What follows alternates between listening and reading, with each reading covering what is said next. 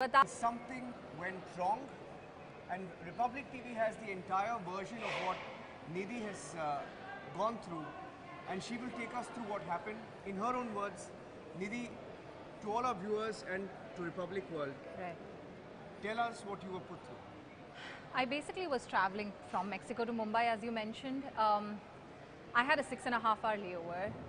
I generally make sure that I get it written on my ticket that I'm a blind passenger, I would need assistance, and someone helps me, supports me to board, to deplane, etc.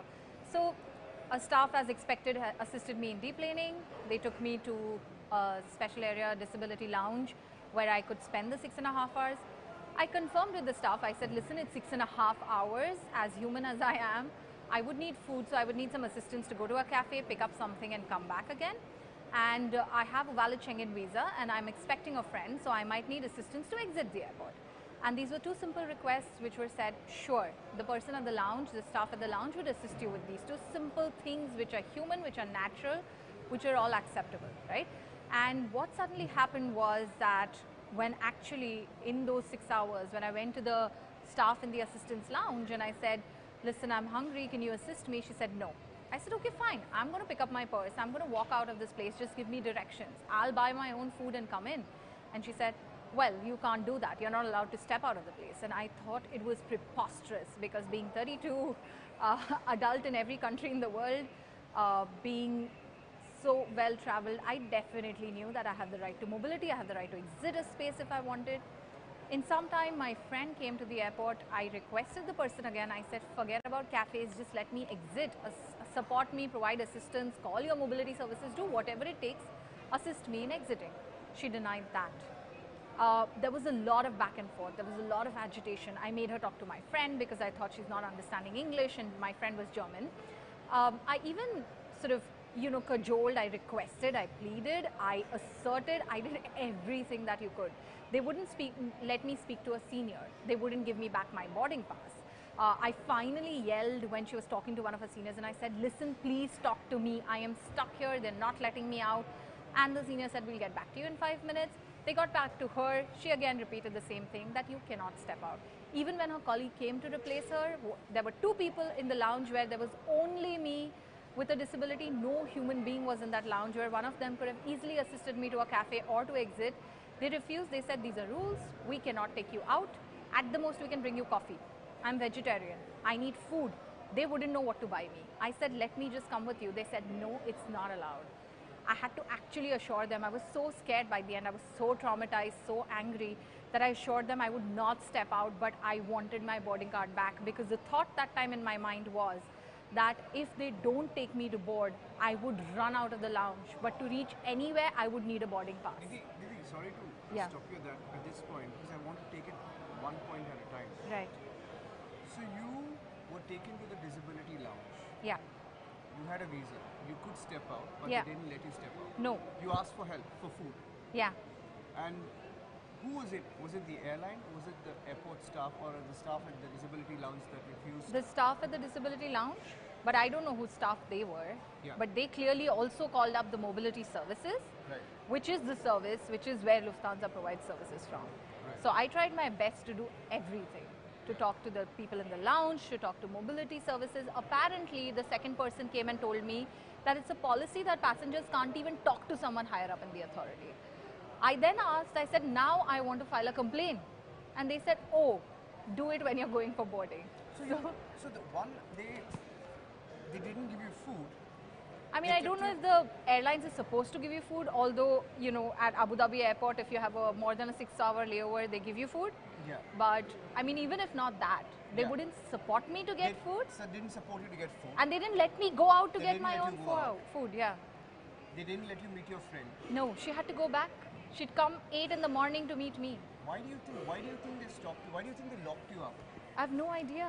It sounds ridiculous. I have traveled, in this year alone, I've had about 11 or 12 international travels. I have never faced this. I have never been locked up in a place. I don't know what right do you have. I think it stems really from this idea of people with disabilities are like kids. They need to be stopped. They need to be, closed, guardianship. No, but I care. think one would expect European airports, especially I a would- country like Germany, to be more progressive Oh, absolutely. I and mean, be more understanding and disability and have their human friendly. rights in Yes, place, right? yes. Yeah, that's what I Did expected. you speak to the airline?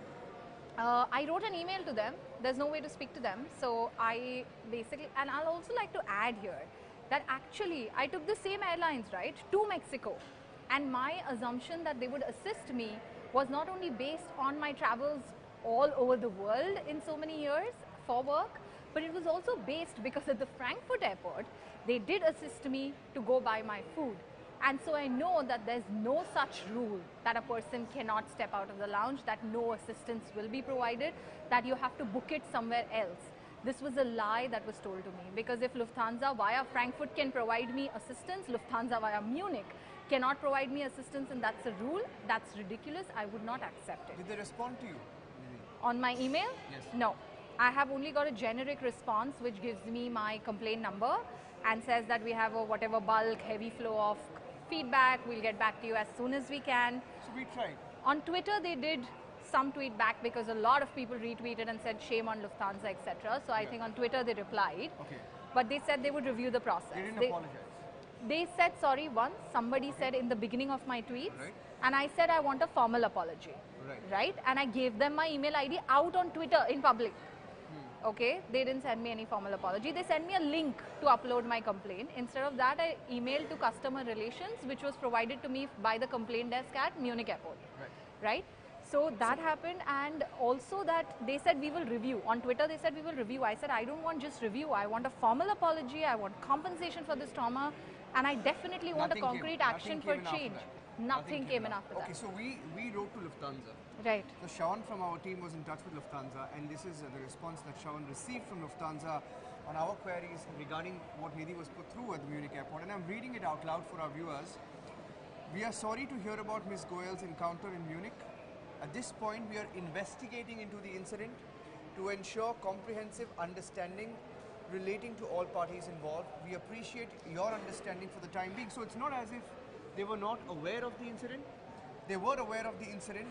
They said they're investigating into it. I don't know what's there to investigate in a story like this. No, when I also there's don't know. CCTV cameras there. No, but I also don't know what's there not to investigate quickly when there's such a grave human rights violation, right?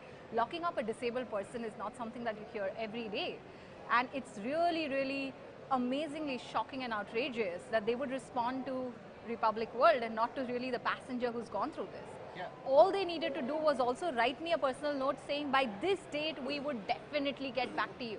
Yeah. Please, we request you to be patient, Yeah. right? Yeah. And we're sorry, whoever's fault it is, we're really sorry for the experience that you had with us while flying with us. This is the least you would do. Yeah. I went for the meetings, right? I'm on the board of this international organization. They wrote to me a sorry letter that you came for our board meeting and we're sorry that you had to face this. Yeah. So it's a human thing to do that. So I really don't know. I think it's more like we're this international airlines. We'll see how to manage this, right? But I'm the more tone. surprised with the choice of words. Yeah, the tone seems like that. That's what exactly I'm saying. That we're Investigating, comprehensive. understanding. Correct. What Which is means comprehensive that we understanding? want to hear from our staff. We don't believe her. Right. That's exactly what it means if you just break it down in very local Eventually, how were language. you allowed to leave the disability lounge? Because it was time to board. So I actually just shut down my brain. I was so traumatized and I was so shocked, and there was no internet there. If internet was there, I would have tweeted right there. But they Right? took away your boarding pass. So what happens in most disability assistance lounges, they keep your boarding pass so that on time of the flight, they have a record that they have to Right. now promptly send you, right? And you Right. don't miss your flight. Yeah.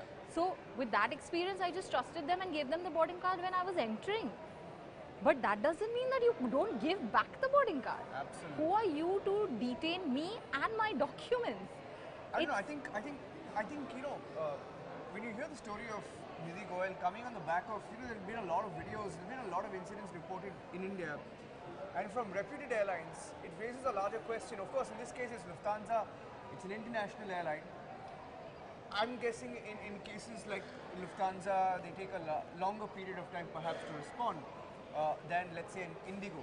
I thought in they India. would take lesser Lesser period time. of time, right? Like the efficiency should be higher Yeah, than yeah. lower. Yeah. Yeah. So, We'll wait and watch what the Civil Aviation Ministry or the agencies or if somebody else reacts to this. But I can tell you that as of this evening, we've had several reactions. We're going to read out some of our reactions because we can't play them out right now. It's on Republic World and it's live.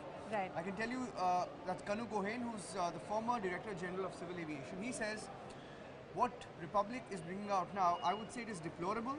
He says if the visually challenged passenger has been treated in this manner, then it's deplorable. I don't know the background of the case, but why it has forced Lufthansa to do such a, to be involved rather in such a deplorable case, particularly with a visually challenged passenger, should be questioned. She needed special attention, which must have been indicated while you were Of booking course, your seat. I have the boarding pass still. I've kept it with that's me. just one of the reactions. And one more reaction that I'd like to tell our viewers is from Jija Ghosh, who faced similar apathy. Correct. Yeah, and I think Jija Ghosh also knows you, if I'm not wrong, I Yes, think she knows yes, you as well. She's we're fellow responded. activists, yes. Yeah. Now she says that she, of course, is confirming that you have sent a mail to Jija as well after this incident, saying, rather questioning, why is it that people with challenges face such incidents, and the fact that I think more and more people and airports and airlines should be sensitized. I think that's the most important thing. Yes, that's the most important thing. That's one.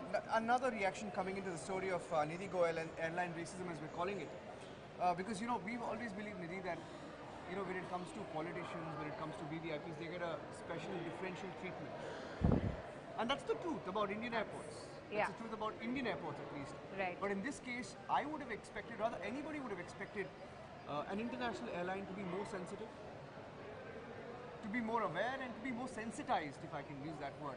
In that sense, I think one more reaction from Meenakshi Balasubramaniam. From Chennai. Now she's someone with locomotor impairment, which means she's on a wheelchair. Yes, she's on a wheelchair, an activist with Equals.